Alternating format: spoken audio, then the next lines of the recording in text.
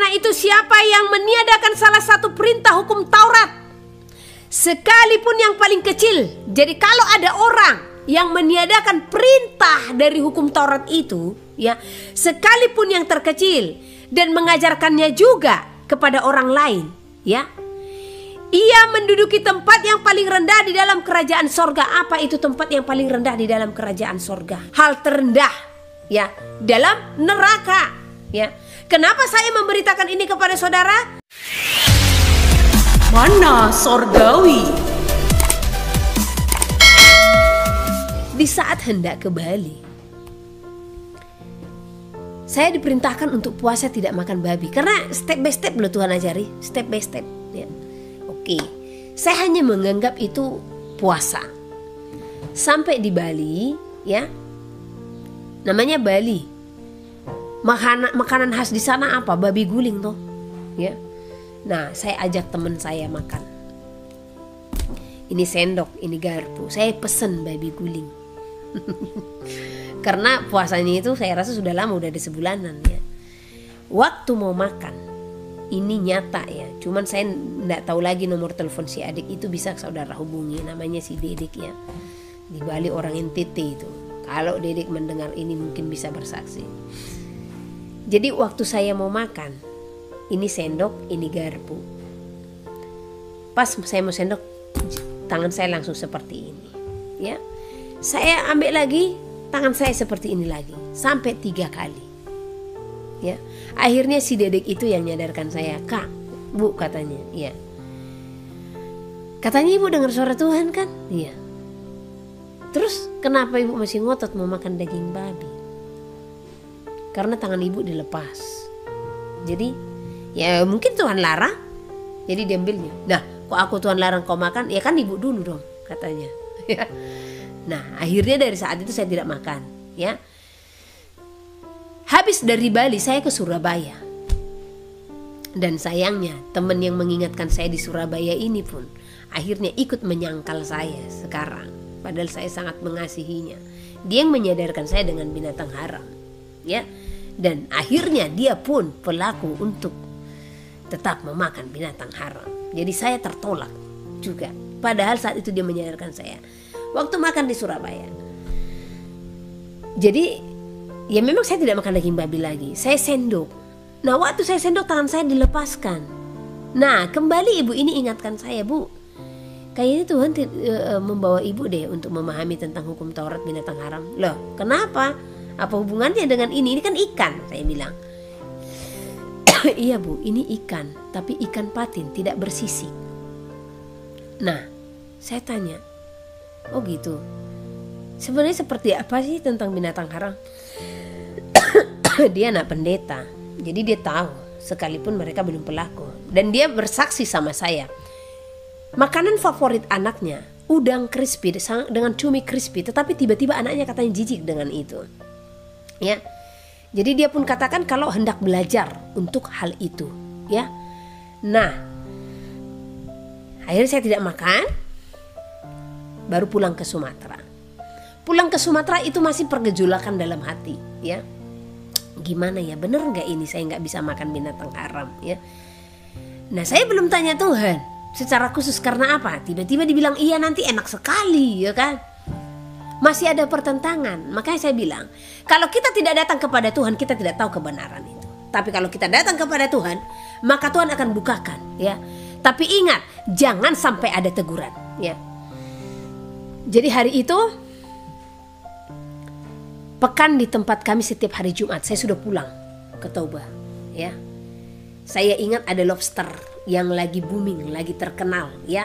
Nah, saya sengaja beli lobster ini, saya masak, ya, saya sambalkan enak loh, ya.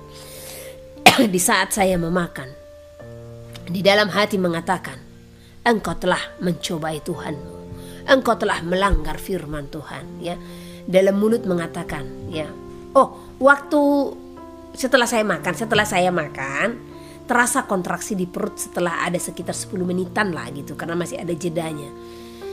Jadi saya berpikir mungkin kepedesan atau apa gitu, ya, masih melogikakan, ya. Jadi hati ini berkata saya telah mencobai Tuhan, saya telah melanggar. Ya, mulut ini berkata nggak apa-apa. Ya mungkin hanya kepedisan. Pikiran ini pun bingung, ya kan? Ini mau dengar hati atau dengar mulut ini? Ya. Jumat berikutnya sengaja saya masak sop. Di saat saya masak, saya makan lagi.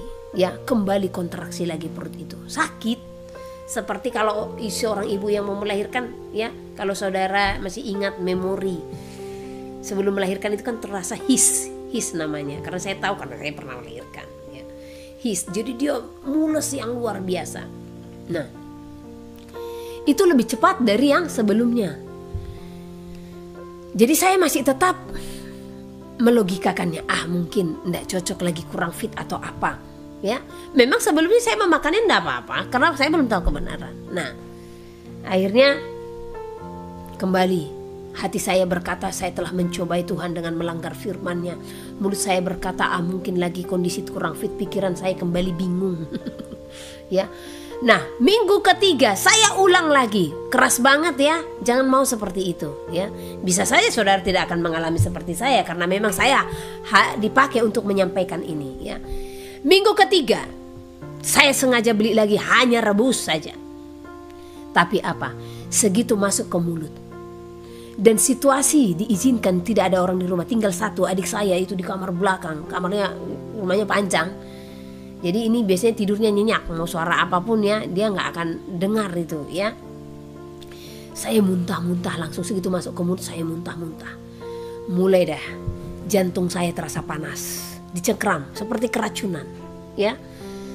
Nah, tapi apakah ini keracunan? Saudara tetap setia dengarkan, ini tidak ada iklan. Nah, akhirnya saya muntah-muntah, kepala saya seperti tidak ada oksigen. Jantung saya seperti dicengkram dan panas. Seluruh tubuh saya seperti panas, ya. Saya sudah muntah darah. Saya taruh ember-ember kecil karena saya sudah muntah-muntah, ya. Sampai darah keluar. Saya akhirnya nangis-nangis. Immanuel beserta kedua anak saya ibadah muda-mudi. Selesai saya kata, tapi semua kau izinkan terjadi, ya. Saya muntah-muntah, saya sudah muntah darah. Di situ saya sudah di lantai lah seperti ini. Udah enggak bisa gerak lagi, udah enggak bisa gerak. Saya bilang sama Tuhan, Tuhan ampuni saya. Jikalau hari ini hari terakhir saya, karena tidak ada harapan hidup. Ini jantung sudah dicengkeram, udah diikat. Jikalau memang ini waktu hari terakhir saya, Tuhan ampuni saya. Saat ini saya mengakui kalau itu adalah firman-Mu. Saya minta ampun Tuhan. Saya bilang. Dan satu permohonan saya, kalau memang hari ini saya harus mati, tolong buat wajah saya tersenyum. Karena saya mengingat waktu kesakitan itu, muka ini kurasa seperti monster kali ya. Saking sakitnya. Tolong buat wajah saya tersenyum. Kenapa saya minta hal demikian? Mengingat bagaimana banyaknya orang menghujat saya di luar sana, mengatakan dari setan lah, apalah, ya. Jadi kalau saya nanti jelek wajahnya Tuhan, saya benar pikiran mereka kalau saya dari setan, padahal saya dari Engkau gitu ya. Jadi buatlah wajah saya tersenyum. Nah, mengingat rasa sakit itu. Tetapi kemudian saya tersadar. Kan ini di dalam hati ya. Tuhan, kalau saya mati, siapa yang memberitahukannya kalau memang ini kebenaran firman-Mu? Akhirnya saya minta, tolong Tuhan berikan aku kesempatan untuk hidup kembali. Berikan saya kesempatan, maka hal ini saya akan sampaikan kepada seluruh umat-Mu. Pakai saya Tuhan untuk membukakan apa yang sudah tertutup dan terhilang. Pakai saya. Tidak lama kemudian Immanuel datang dan anak-anak. Immanuel melihat saya sudah tengkurap di lantai, ya. Tapi kan saya dengar suaranya. Kenapa? Gitu kan. Saya tidak bisa ngomong. Tapi Roh Kudus menggerakkan dia untuk topang tangan, ya. Di saat dia topang tangan, saya merasakan ada air yang menyiram seluruh tubuh saya yang panas tadi jadi seperti dingin. Kemudian saya bisa duduk. Di saat saya duduk kan lemah ya, langsung saya jatuh ke belakang. Tadinya kan ke depan. Saya jatuh ke belakang, dia kembali doakan saya, ya, karena dia sudah melihat, oh ini muntahannya segala macam sudah merah-merah ya. Dia kembali topang tangan, waktu dia topang tangan, saya merasakan ada angin yang masuk ke dalam tubuh saya sehingga ringan. Tadi kan ada air, ini ada udara, ada angin, sehingga ringan dan saya pun akhirnya bisa duduk, ya. Nah, di saat saya bisa duduk, sedikit pun rasa sakit itu tidak ada dalam tubuh saya. Ingat, kalau keracunan, ya, kalau saudara mengira Ibu ini cocok-cocok logi saja, ya. Kalau saudara mengira saya keracunan, pasti orang yang keracunan tidak segampang itu hilang rasa sakit, rasa panas, rasa menusuk itu semua, tidak. Mau sudah masuk suntikan, mau masuk infus, tidak bisa sekejap itu, seinstan itu sembuh. Dan saya di saat didoakan langsung hilang semua rasa sakit. Saya menangis.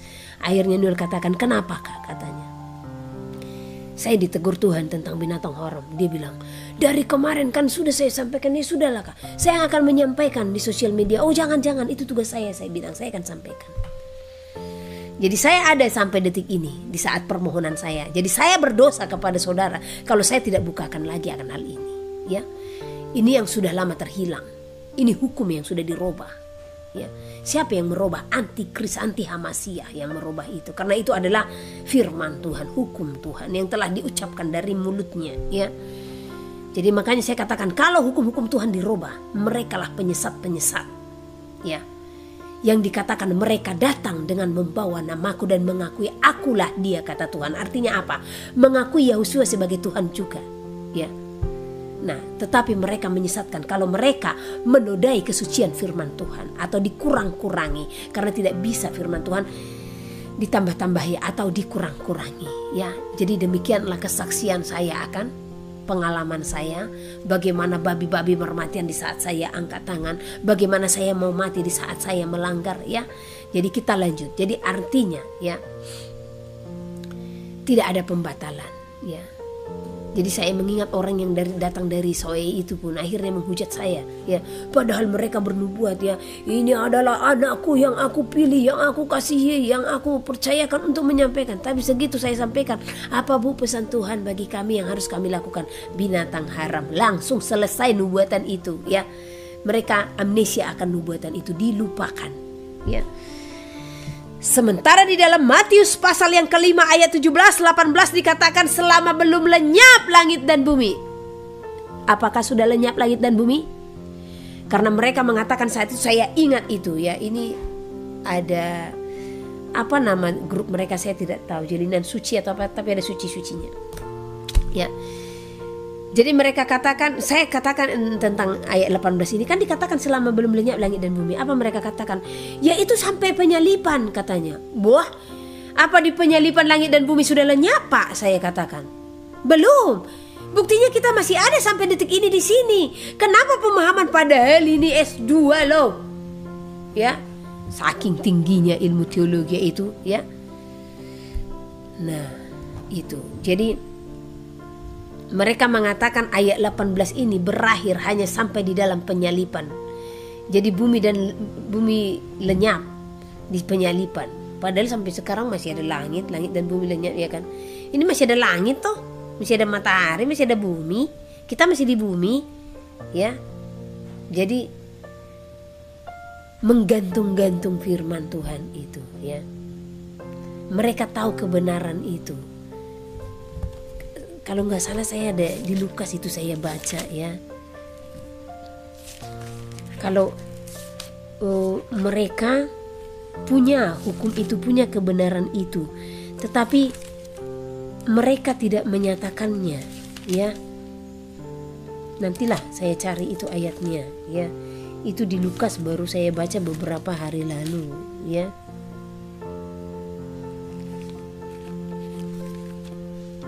Penasaran saya kalau udah seperti ini. Saya lupa ya di mana.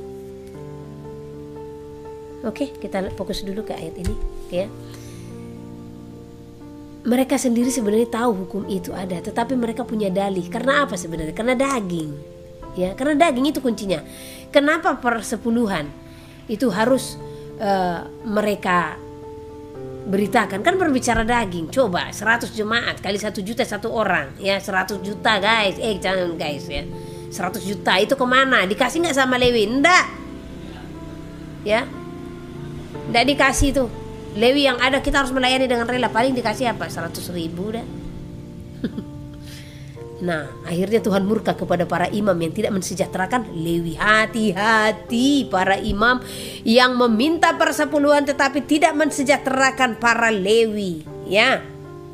Hati-hati, hukum Tuhan besar akan hal ini, ya.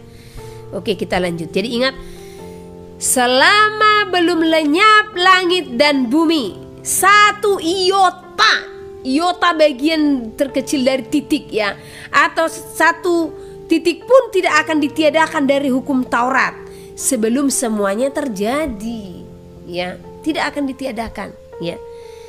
Karena itu, jadi siapa yang meniadakan, ini hukumnya bagi saudara, ya. Karena itu siapa yang meniadakan salah satu perintah hukum Taurat, sekalipun yang paling kecil. Jadi kalau ada orang yang meniadakan perintah dari hukum Taurat itu, ya, sekalipun yang terkecil, dan mengajarkannya juga kepada orang lain, ya, ia menduduki tempat yang paling rendah di dalam kerajaan sorga. Apa itu tempat yang paling rendah di dalam kerajaan sorga? Ya, itu berbicara hal terendah, yaitu tentang neraka, ya. Jadi kalau ada orang meniadakan hal terkecil itu, ya, bahkan diajarkannya, satu contoh saya katakan, binatang haram itu sudah diloloskan, dan saya mengajarkan kepada saudara, jadi bisa saudara makan, kan sama itu contohnya. Maka di mana tempat saya? Hal terendah, ya, dalam neraka, ya. Kenapa saya memberitakan ini kepada saudara? Kita lihat janjinya di ayat 19b. Tetapi siapa yang melakukan dan mengajarkan segala perintah-perintah hukum Taurat, ia akan menduduki tempat yang tinggi dalam kerajaan sorga. Amin, saudara. Ini janji Elohim kepada kita. Jadi kalau kita melakukan perintah-perintah hukum Taurat itu, maka kita akan mendapat tempat yang tinggi. Dan kita juga mengajarkannya, ya. Karena tadi dikatakan, siapa yang melakukan dan mengajarkannya, ia akan menduduki tempat yang tinggi dalam kerajaan sorga, ya. Jadi di saat kita melakukan, nah, beritahukan juga kepada yang lain. Jangan malu dan jangan takut ditolak karena kebenaran, karena berbahagialah engkau yang dicela dan dianiaya oleh karena kebenaran. Karena apa? Upahmu besar di sorga. Ya, itu firman Tuhan. Jadi saya sendiri, walau dunia menolak saya karena kebenaran, it's okay, asalkan Tuhan tidak menolak saya nantinya, ya. Asalkan Tuhan berkenan untuk memberikan mahkota itu di saat hari kedatangannya. Asalkan Tuhan menyatakan, kemari anakku, engkau adalah mempelai yang setia. Kemari anakku, engkau adalah pemenang, kau telah memenangkan pertandinganmu. Sungguh sukacita, ya, mau nangis saya ini. Itu yang saya kejar. Saya tidak peduli mau orang tua saya, mau anak saya sekalipun, mau suami saya, mau kakak saudara saya menolak saya karena saya melakukan kebenaran, tidak masalah. Sorga masing-masing, saudara, ya. Sorga itu masing-masing. Jadi maju, ya. Jangan susahkan hatimu hanya perkara binatang haram saja. Aduh, banyak orang mengatakan, perkara makanan saja. Saya tanya, kalau saudara terlalu menganggap rendah perkara makanan, perkara apa yang masuk ke dalam mulut, tahu nggak? Manusia pertama kali jatuh ke dalam dosa karena apa? Perkara apa yang masuk ke mulut, perkara apa yang mereka makan. Itu larangan hukum pertama kepada manusia, ya. Hukum pertama kepada manusia untuk tidak memakan buah yang di tengah-tengah Taman Eden. Tuhan tidak katakan nanti jangan mencuri, nanti jangan berdusta, nanti jangan berzina. Enggak, ya. Perintah pertama di dalam penciptaan, ya, larangan tentang apa yang masuk ke dalam mulut ini. Ya, makanya Tuhan katakan tentang binatang haram. Waktu saya bertanya, kenapa harus ini si Tuhan yang dibukakan perkara kecil ini? Anakku, Perkara kecil saja umatku sudah tidak tahan uji, bagaimana umatku tahan uji akan perkara-perkara yang lebih besar. Benar? Benar sekali. Dan saya bersaksi, saya merasakan bagaimana kedagingan saya benar-benar terkikis, ya. Satu persatu bisa terkikis dengan saya taat akan hal ini. Karena kita telah terlatih untuk menahan hasrat. Di saat saya melihat wanginya daging babi, ya kan. Dulu ada daging babi, apa namanya itu saya lupa. Ya, kulit sama tulang-tulangnya, oh enak sekali wangi. Di saat saya lewat dari tukang bakmi, wanginya semerbak. Memang yang haram-haram ini wanginya luar biasa, ya. Daging babi, daging yang hanya bisa dimasak, hanya direbus tidak bau. Coba saudara rebus daging kerbau, daging sapi, bau toh. Ayam saja bau direbus saja, tapi daging babi. Nah itu karena apa? Itu berbicara ujian. Ya, kita diuji dengan hal-hal seperti itu. Kalau kita sudah tahan menahan hasrat kita akan hal itu, maka sudah akan lebih mudah bagi kita untuk dibina, untuk dituntun. Jadi itu berbicara latihan, saudara. Kenapa susah sekali, ya? Nah sekarang akhirnya baru-baru ya saya, aduh wangi sekali. Kok sekarang sudah biasa saja, ya. Mau ditawarin pun segala macam bagi saya. Kalau dikatakan pun nih, saya kasih kamu uang 1 miliar, sekalipun kami butuh, satu contoh ya, saya kasih uang 1 miliar, tapi kamu harus memakan cumi ini, cumi saja pun dikasih sama saya katakan tidak. Gak percaya saudara, tawarkan saya itu, ya. Mati saya detik itu juga. Kalau saya katakan tidak, tapi saya tidak rela. Itu saya sampaikan kepada saudara. Detik itu saya mati kalau saya katakan tidak, saya tidak akan memakan, saya bilang, tapi tidak rela. Karena harus rela. Melakukan firman Tuhan itu harus dengan kerelaan dan tulus hati. Sebagaimana Daud berbicara kepada Salomo, ya, di dalam 1 Tawarik, ya. Daud katakan kepada Salomo supaya dia beribadah kepada Tuhan dengan tulus dan rela hati. Jadi untuk apa saya katakan tidak, tapi karena takut-takut, tapi dalam hati tidak rela. Harus rela, ya. Rela tidak memasukkan apa yang tidak benar ke dalam tubuh, ya. Rela tadi dalam MSG seperti yang dikatakan Noel, ya. Mau itu kaldu jamur, kalau itu mengandung MSG, ya, jangan, ya. Jadi kalau masih tetap memasak dengan kaldu-kalduan, cari yang non MSG. Ada kok, ya. Kaldu jamur, kaldu apa, ya, yang tidak pakai MSG. Nah, jadi jangan keterikatan saudara dengan mulut ini, dengan lidah, dengan rasa. Harus sampai tawar. Saya juga melatih orang-orang yang ada di sini, ya. Bagaimana supaya mulut ini tidak diperbudak dengan hasrat, saya bilang. Kalau itu sudah lolos, ya, maka sudah lebih mudah bagi kita untuk naik dan naik lagi. Benar. Perkara ini dulu, ya. Karena saya melihat dulu bagaimana mereka keterikatan dengan rasa pedas, cabai, ya.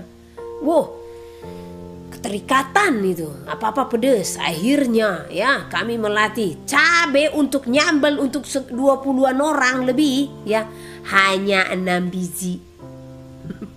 Bukan cabai rawit loh. Kalau cabai rawit 6 biji pedas, ya.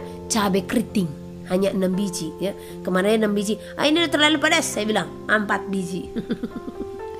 Coba, kenapa saya mau mereka juga dilatih dalam perkara apa yang ke mulut ini, ya. Sampai saya bilang istilahnya kita hanya makan nasi tok saja bisa masuk tanpa lauk, tanpa ikan, satu contoh. Tapi itu pun belum nggak ada saya buat, ya. Nah, tapi itu berbicara untuk menawarkan hasrat, ya. Jadi sehingga harus mati kedagingan ini, ya. Nah, oke, kita lanjut, ya. Ayat yang ke-19 tadi. Nah, ayat yang ke-20. Ayat yang ke-20. Maka aku berkata kepadamu, jika hidup keagamaanmu tidak lebih benar daripada hidup keagamaan ahli-ahli Taurat dan orang-orang Farisi, sesungguhnya kamu tidak akan masuk ke dalam kerajaan sorga. Ya. Firman Tuhan di sini mengatakan, jika hidup keagamaanmu tidak lebih benar daripada ahli Taurat. Dia berfirman ini kepada siapa? Ya. Dia berfirman kepada orang-orang yang mau mengikut Tuhan, ya. Nah, yang sudah menerima dia sebagai Mesias, sebagai juru selamat.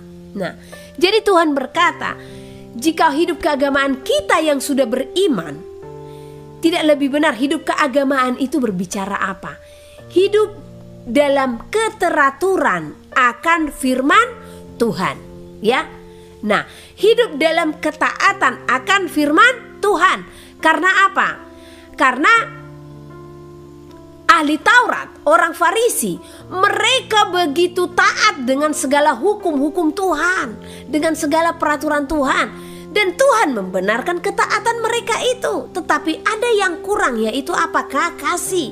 Mereka tidak menerima kasih itu. Mereka tidak menerima iman kita, yaitu Yahusua. Mereka tidak menerima Mesias itu, ya. Jadi tetap kurang toh. Karena tidak cukup hanya kita dengan melakukan hukum Taurat saja kita masuk surga, tidak, ya. Nah, jadi Tuhan berfirman, jika hidup keagamaan kita tidak lebih benar, ya, jika kita yang sudah menerima Yahusua sebagai Tuhan dan Juru Selamat, ya, namun kita tidak melakukan hukum-hukum Tuhan sebagaimana ahli Taurat dan orang Farisi, maka kita tidak akan layak untuk masuk ke dalam surga, ya. Jadi kalau mereka taat akan hukum Tuhan, maka kita pun harus taat akan hukum Tuhan, ya. Namun kita ada perbedaan dengan mereka. Kita punya iman. Nah, jadi ketaatan akan hukum Tuhan itu berbicara apa? Perbuatan, ya. Kepercayaan kepada Yahusua itu atau berbicara apa? Iman. Jadi iman tanpa perbuatan hakikatnya adalah mati, ya. Ini ada satu pertanyaan terbaca saya, gimana kalau kita makan dari ibadah gereja? Tetap tolak, ya. Di situ kita sangkal diri, pikul salib. Kalau mereka katakan, ya kenapa Bu tidak makan? Ya firman Tuhan, loh di gereja kita tidak ada peraturan seperti itu. Sudah, tidak usah banyak jawab, ya. Tetap saja taat, ya. Karena itulah ujian. Kalau ujian segitu saja kita tidak lolos, ya bagaimana kita lolos, ya? Kalau di sana saja kita tidak mengakui Tuhan, bagaimana Tuhan mengakui kita sebagai anak, ya? Jadi sebenarnya bukan hal yang sulit. Ya, saya di mana-mana, ya. Sedangkan di rumah makan saya lihat, ya. Saya tanya nanti bumbu masakannya. Di saat mau pesan mie goreng, satu contoh, ya. Mau nanya nih, ini bumbu gorengnya ada ebi tidak? Ada udang tidak? Oh, enggak ada Bu. Kan biasanya kalau pas menggoreng kan bumbu nasi goreng, karena saya tahu sedikit memasak, ya. Nah, bumbu nasi goreng itu kan biasanya bawang putih, kemiri, ebi, bawang merah, itu di blender. Nah, itu yang dicolek mereka, digoreng, tumis. Oh, enak memang. Jadi saya tanya, entah di bumbunya. Kadang saya bilang, karena saya alergi. Karena bagi orang berpengertian saya bilang gitu, karena saya alergi. Nanti saya kena bentol-bentol, bisa tanggung jawab enggak? Ya. Nah, akhirnya mereka kadang ngaku, iya sih Bu, ada di dalam bumbunya. Saya tidak akan makan lagi. Jadi makanan pun saya lihat komposisinya. Saya lihat komposisi, kalau itu mengandung yang binatang haram, saya tidak akan makan. Makanya sekarang saya yang namanya mie ramen, apa mie Korea-Korea, saya tidak makan. Karena ternyata setelah saya selidiki, dia mengandung minyak cumi, ya. Herannya saya mengenal seorang ibu dari Advent, udah dari kecil, ya. Ternyata selama ini makan terasi, sayur urap dan sambal terasi. Saya bilang, aduh gimana sih, kami aja yang baru tahu kebenaran sudah langsung paham, ya. Jadi saya selalu melihat komposisi makanan. Saya tidak peduli dibilang sok fanatik atau apa, karena saya hanya pedulikan hati Tuhan. Karena saya tidak hidup dari penilaian manusia, saya hidup dari penilaian Tuhan. Mau saya ditolak karena kebenaran, silahkan saja, ya. Nah, makanya kadang saya bawa nasi dari rumah. Seperti itu cara mengatasi yang paling tepat.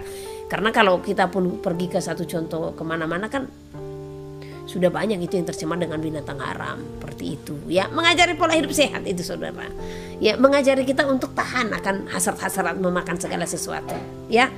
Nah, jadi ingat di sini, jika hidup keagamaan kita tidak lebih benar. Jadi kalau ketaatan saudara tidak lebih benar akan hukum Tuhan, akan perintah Tuhan daripada orang Farisi, kalau tidak lebih benar ketaatanmu, maka engkau tidak akan layak masuk ke dalam kerajaan sorga. Kalau mereka tidak makan binatang haram, ya kita harus lebih taat lagi.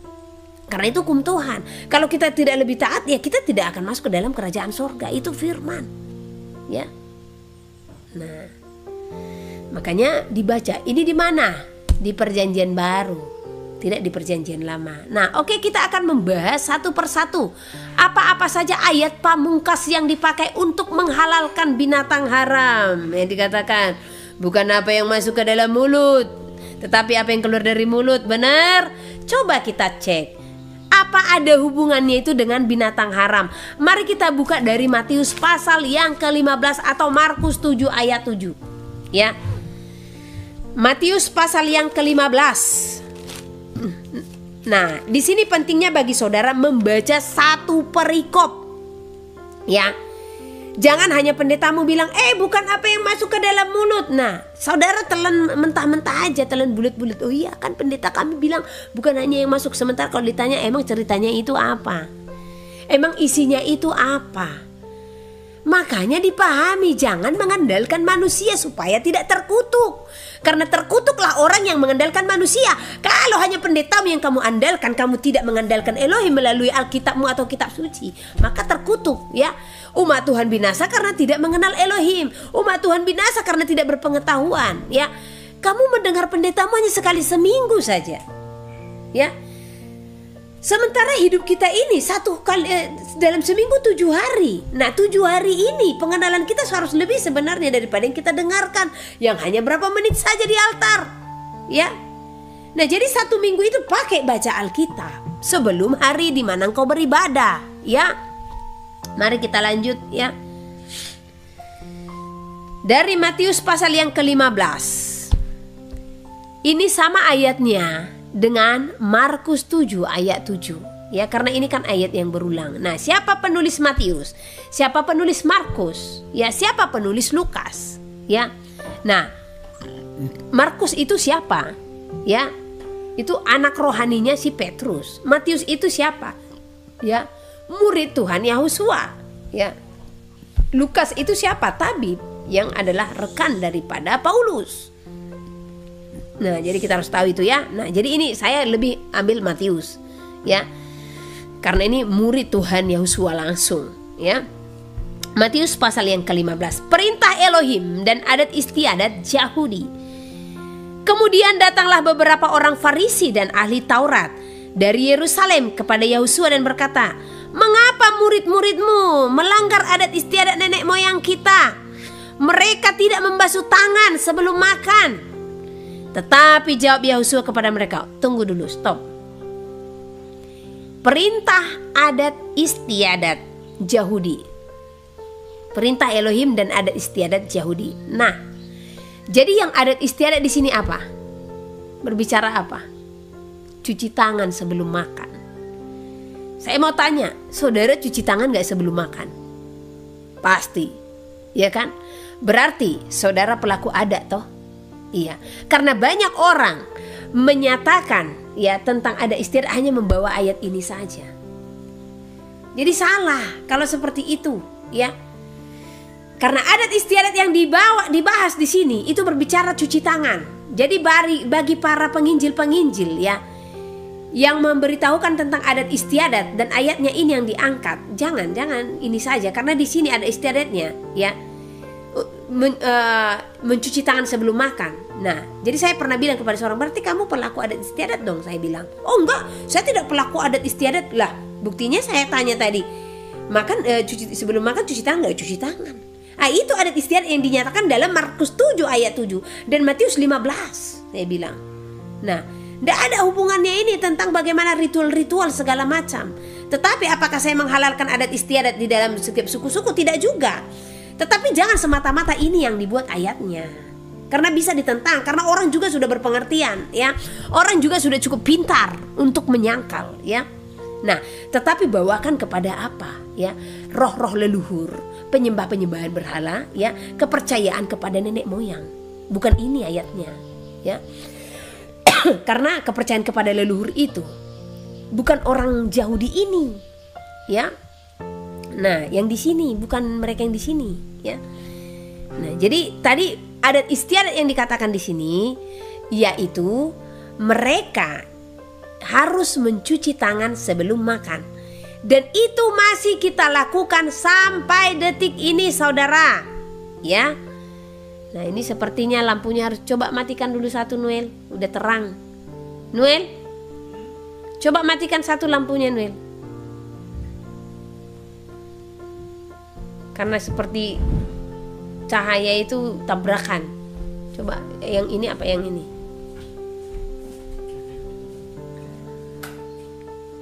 Oke lah, sudah cukup lah demikian ya. Agak gelap dikit. Coba yang ini. Nyalakan yang itu.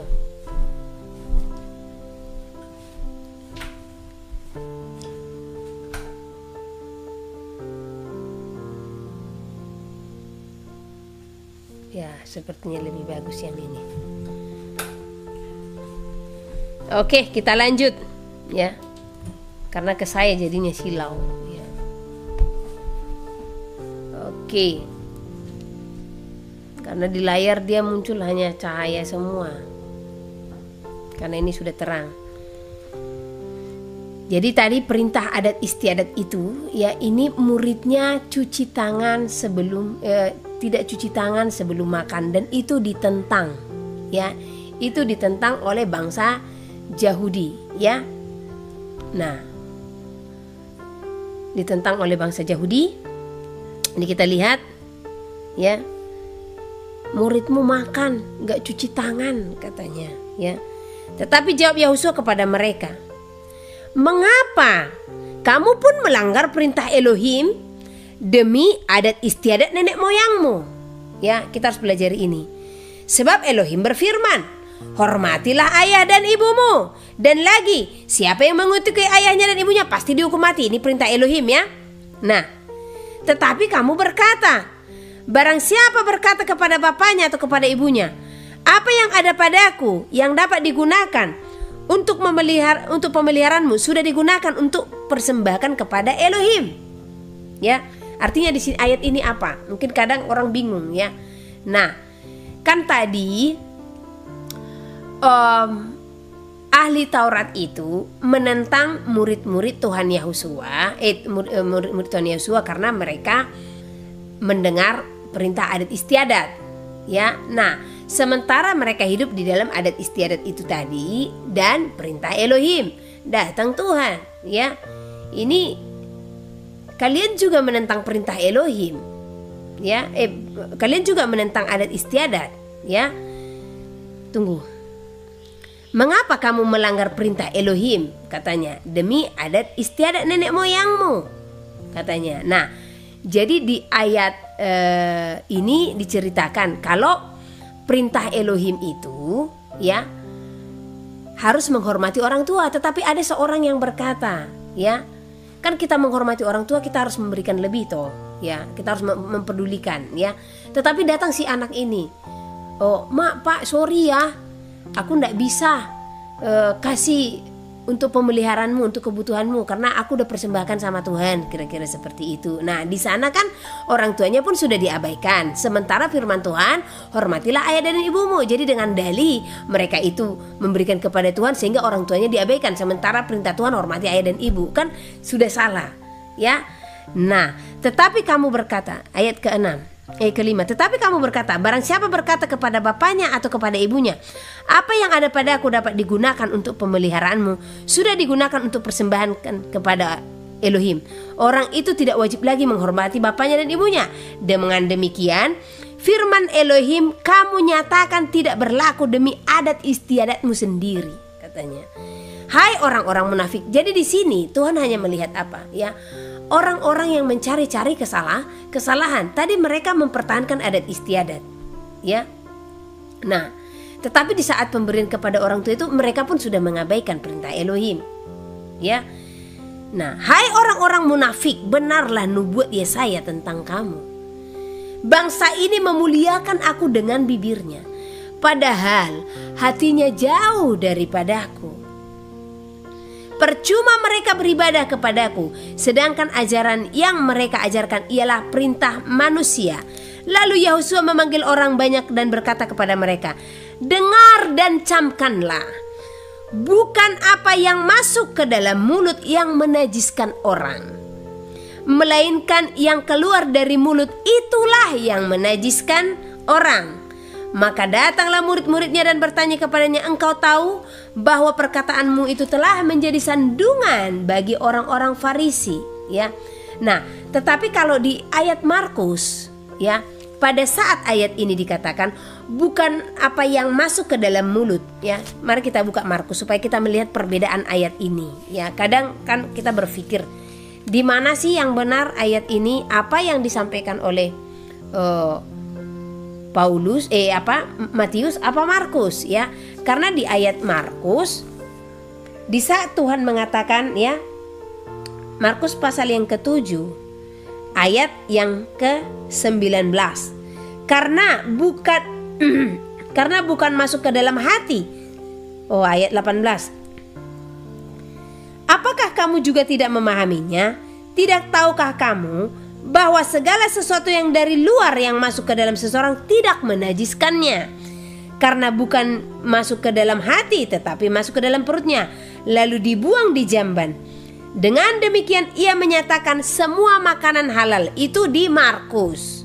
Nah, tetapi di Matius tidak ada kata dengan demikian ia menyatakan semua makanan halal, tidak ada di Matius, ya.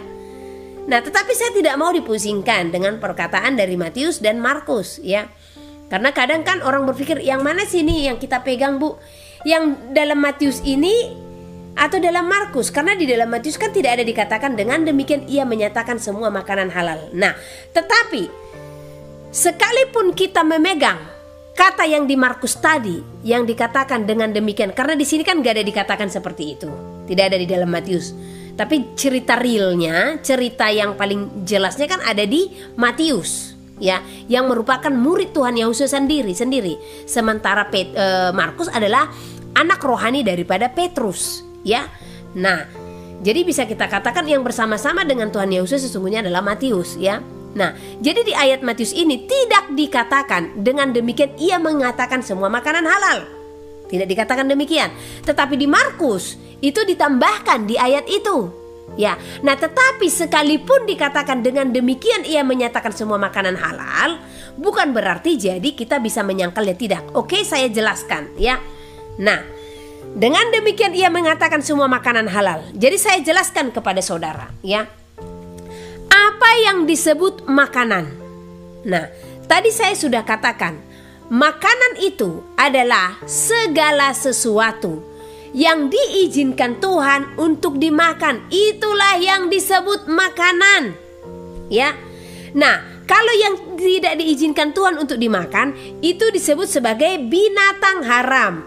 Makanya tidak ada makanan yang haram, karena makanan itu adalah segala sesuatu yang diizinkan Tuhan untuk dimakan. Nah, tetapi dalam cerita ini yang makan siapa?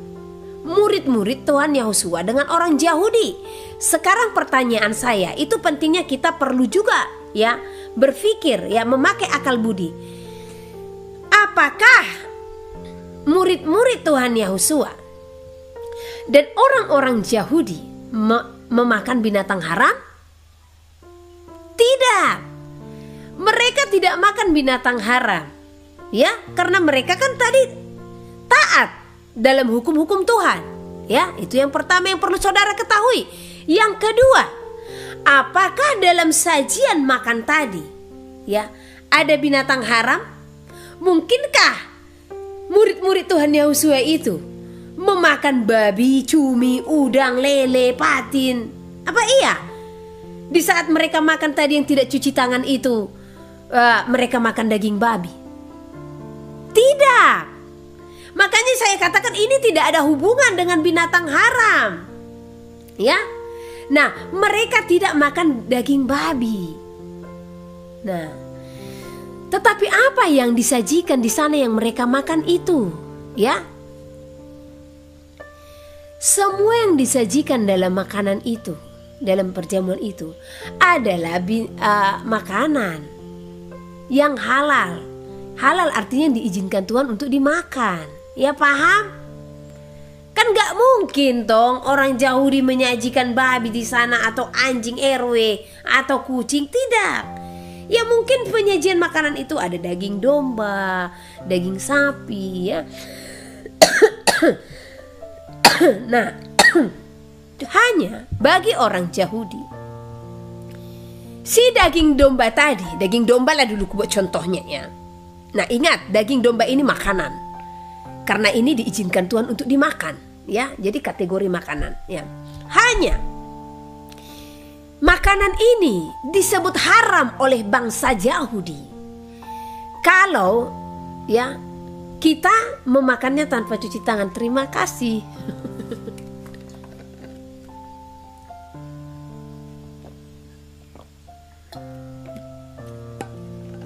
Ada tetesan rayap. Itu tadi yang saya ginikan. Itu buat saya batuk. Nah, jadi si domba tadi kan halal, ya, itu makanan. Nah, kita taruh daging domba, daging sapi. Nah, namun bagi bangsa Yahudi, makanan ini bisa jadi haram. Kalau apa? Kita makan tanpa cuci tangan. Nah, itu yang dilaporkan kepada Tuhan Yahusua. Jadi Tuhan katakan bukan apa yang masuk ke dalam mulutmu yang menajiskanmu, katanya, ya. Tapi ingat, yang disampaikan bukan masuk ke dalam mulut ini semua tentang perkara yang halal, bukan perkara yang haram. Tidak mungkin Tuhan katakannya sudah di saat kamu makan babi, ya, Tuhan tidak akan katakan bukan apa yang masuk ke dalam, udah makanlah. Bukan. Itu firman. Itu larangan yang harus kita jauhkan. Oke? Titik ya, fix sampai di sana. Nah, ini perkara daging domba, daging sapi ya.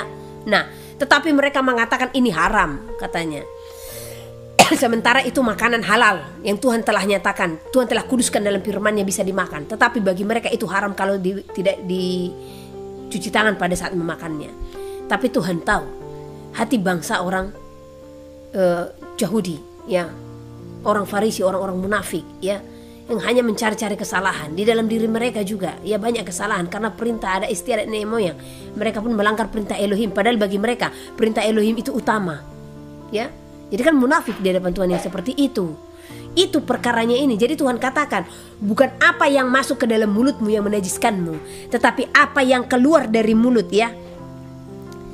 Melainkan yang keluar dari mulut itulah yang menajiskan orang ya. Nah, apa itu yang keluar dari mulut itu ya? Nah, banyak saya baca tetapi tidak tahu.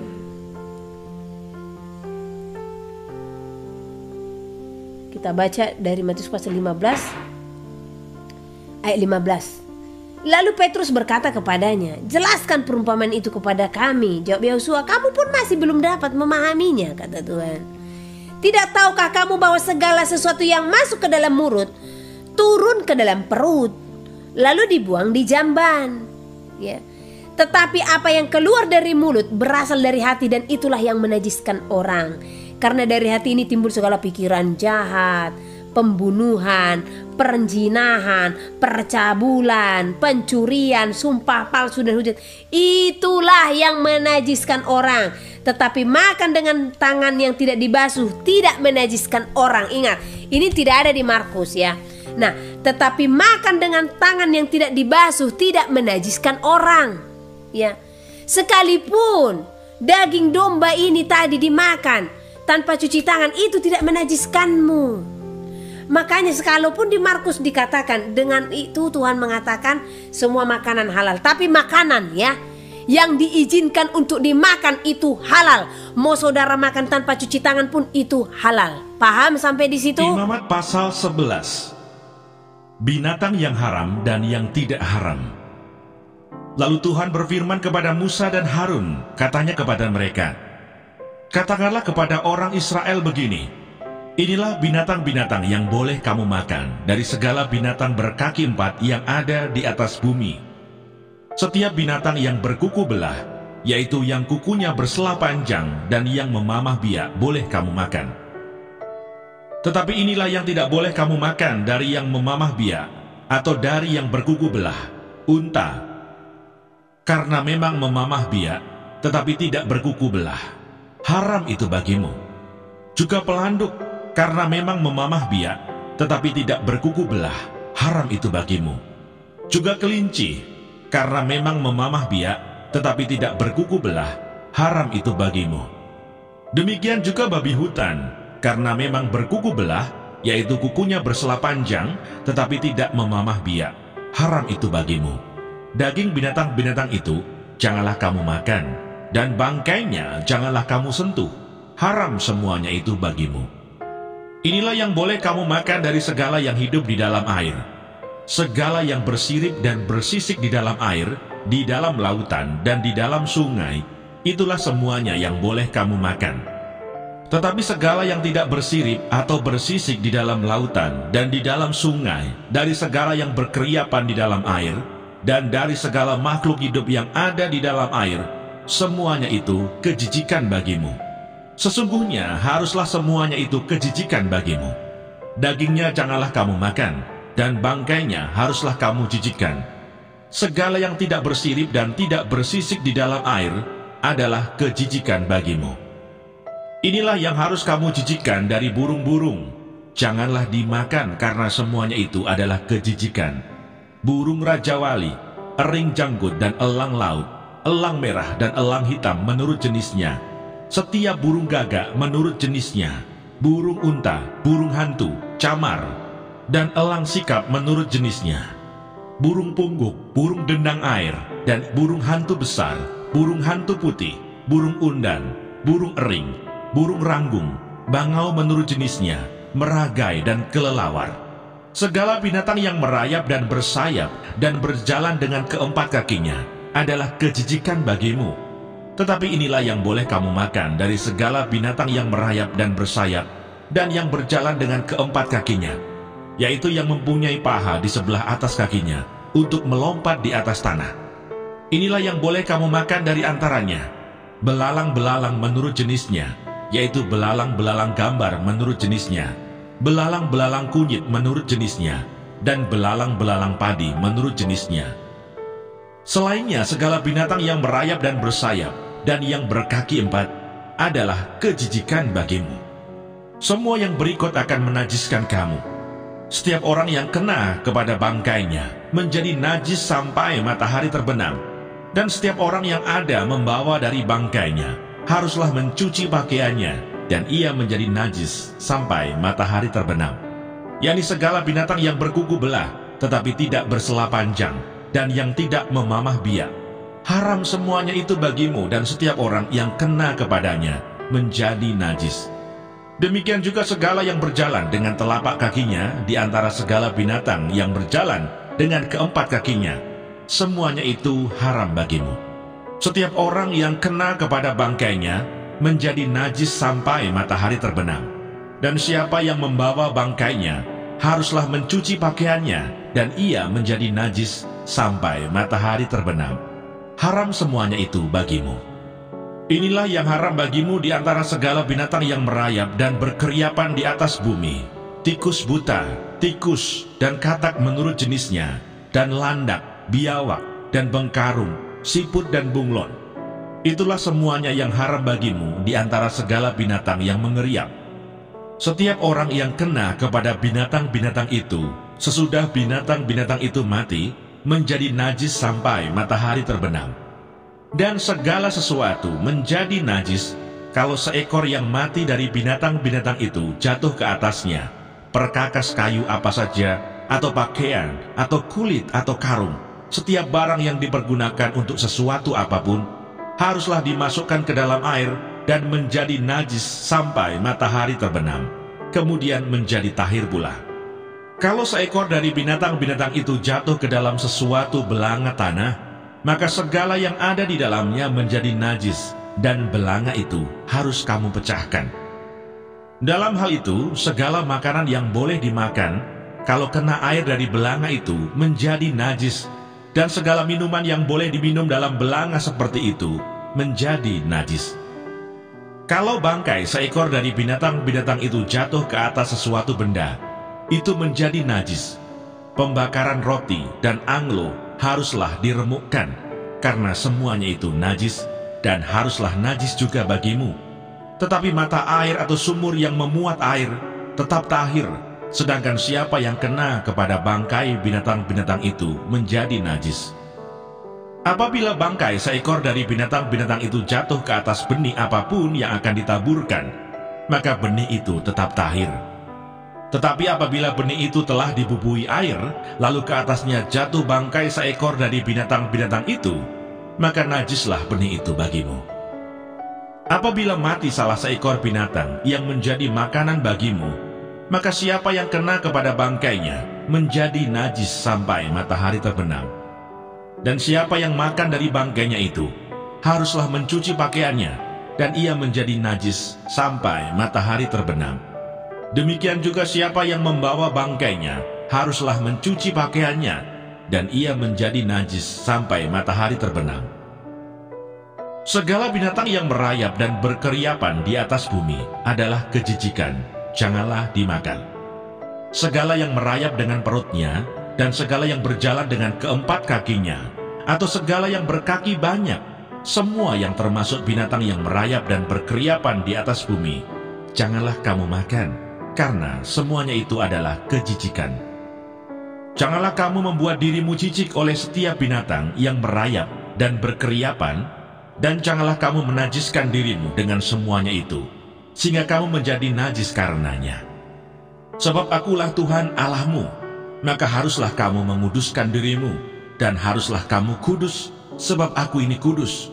Dan janganlah kamu menajiskan dirimu dengan setiap binatang yang mengeriap dan merayap di atas bumi.